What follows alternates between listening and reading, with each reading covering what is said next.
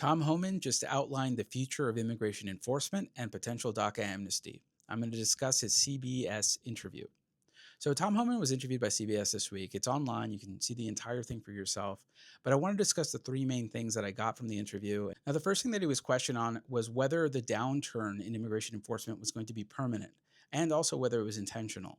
According to Tom Homan, the reason there's been a downturn in 2026 as opposed to 2025 was one, there was a shutdown. So even though ICE was getting paid, the contractees that ICE paid to basically find brown people and to find potential targets for ICE, they were not being paid, and for that reason, their capacity to conduct targeted arrests, ICE going and finding people, was greatly diminished. There was a 12% downturn in arrests according to CBS during 2026.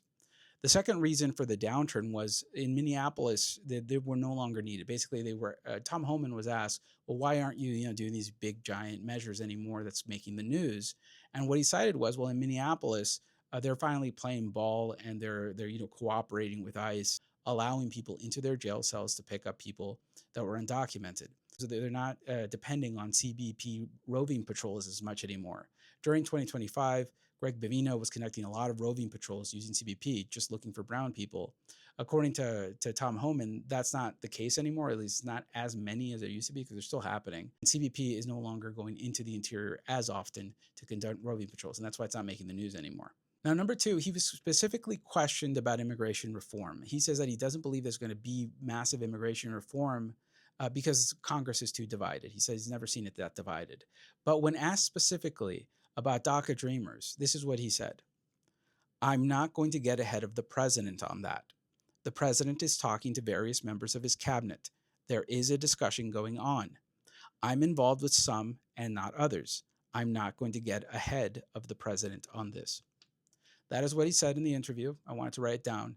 I don't know whether this will lead to something. It could be nothing, but I'm hopeful. The last thing I wanted to talk about was the collateral arrests. They are still going to happen. They are still going to go after one person and arrest everyone in the vicinity that is undocumented. And according to Tom Homan, they are going to continue to wear masks, even though the Trump administration unmasked them at the airport. According to him, ICE agents at the airport don't need to be masked, and ICE agents in the field do. It doesn't make sense. Doxing is something that happens after the fact. The ICE agents at the airport can be identified, and their families can be hurt through doxing. It doesn't make sense for them to be unmasked at the airports and not masked in public in the field, unless doxing is not a real concern. Thank you for listening. If you want to see more, go to The Migration on Substack and see all the sources. Appreciate it.